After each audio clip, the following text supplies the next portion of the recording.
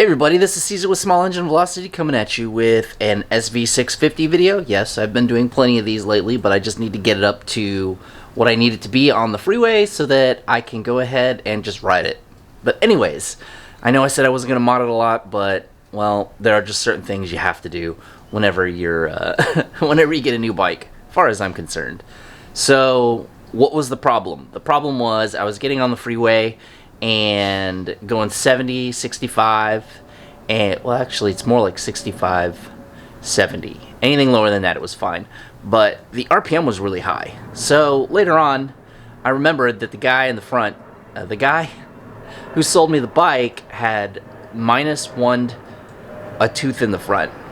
So, that makes it much more torquey, which explains a lot of the reason why the throttle felt super sketchy whenever I would accelerate and felt like I was about to pop a wheelie every single time I gunned it. Not that I gunned it a lot, but yeah. So I bought a 16T, so I'm going up 2 teeth in the front. Now keep in mind, the stock sprocket in the front is a 15T, so I went to a 16T so I can get my RPMs down a little bit at about 70 miles per hour whenever, you know, cruising speed for interstate speeds.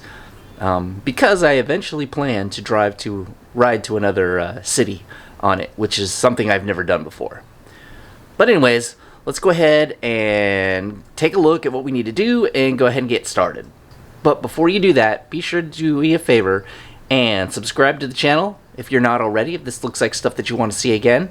And be sure to click on that notification bell, and don't do it now, but if later on you like this video, go ahead and give it a thumbs up.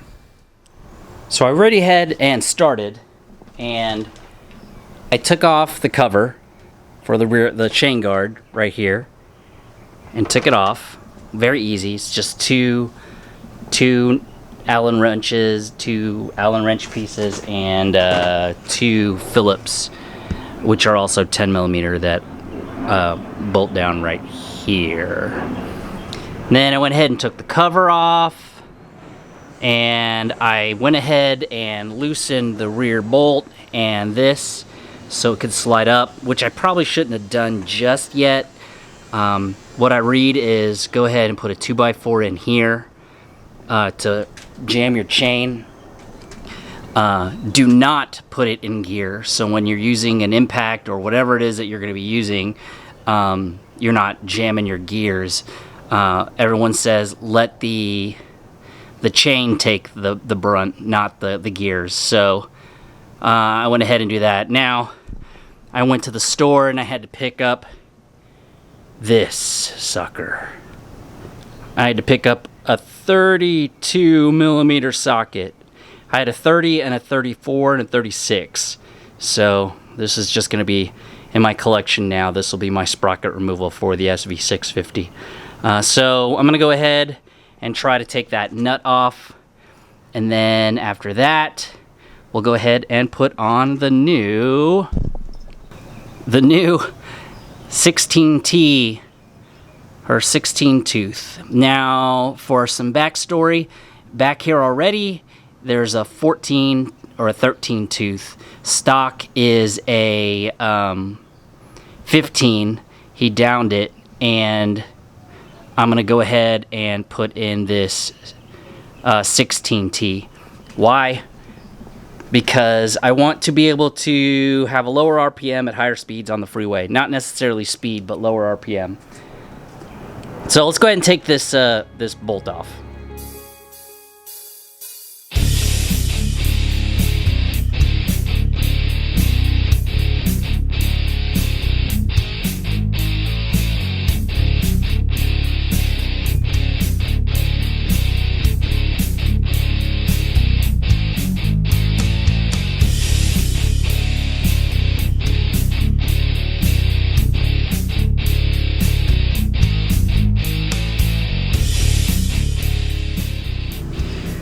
So let's explore what we have. This is the one that was in the bike.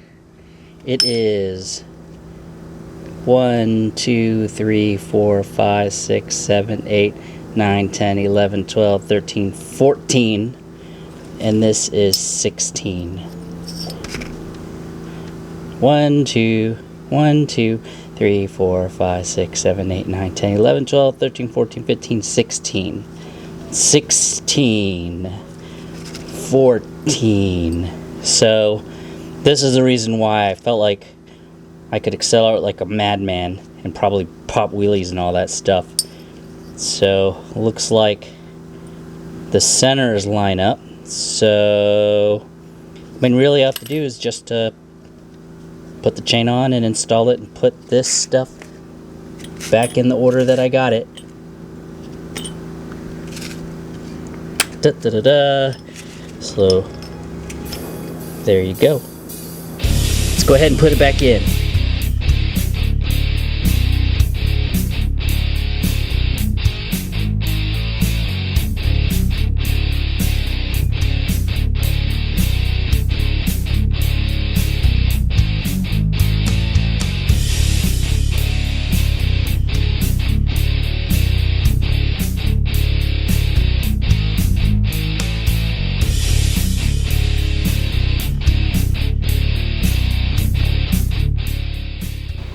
So now that we got the front sprocket on, I still have to put the cover, impacted it, a little bit of Loctite, hopefully it stays on and doesn't fly off the bike.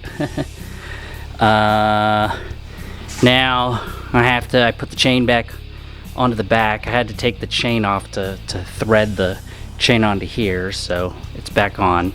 Now I need to tighten these bolts and realign, which I have this cool nifty tool right here. And I don't know if you can see it, but there's the thing on the, it attaches to the rear disc, and you can look across this line to see how lined up it is. So it looks like it could go in, it looks like it can go in to the right a little bit. It's not focusing on, there you go. See, you can kind of see it that way. So I'm gonna get this taken care of. So here we go.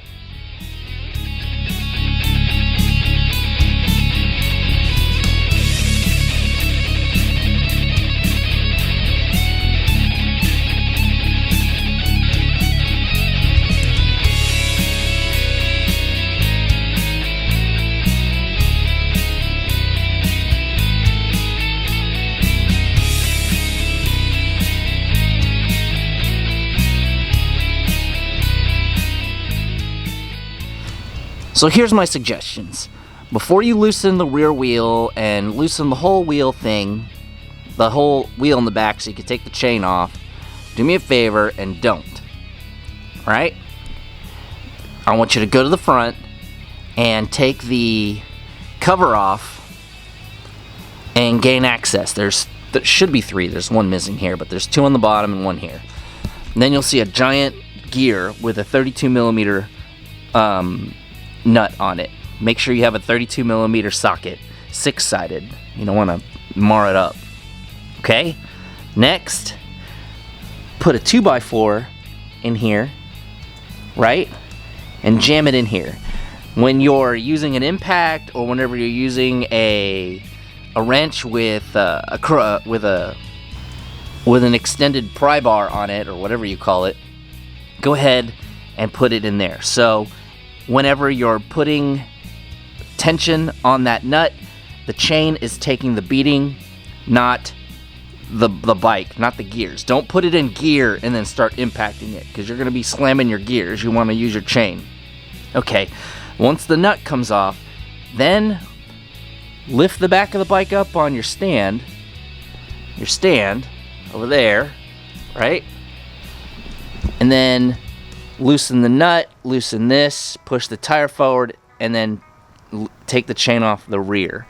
Then when you're at the front, lift the chain up and push it backwards. Don't pull it forwards. If you saw when I did it, I pulled the chain forward and I was struggling to get the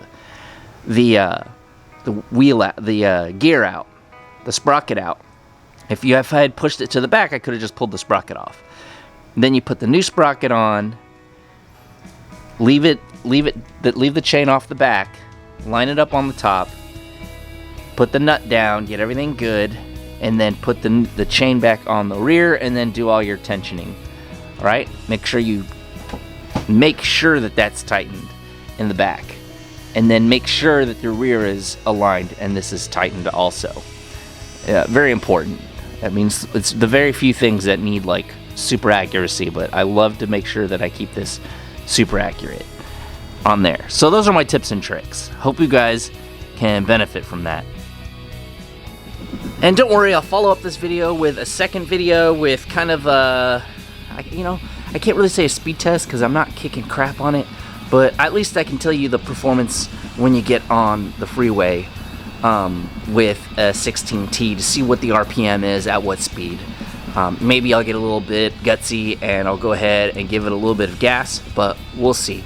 But anyways, thank you for watching more of my SV650 videos. There will be a few more. So, you know, stay tuned. Be sure to hit that subscribe button, click that bell, and I will see everybody in the next video.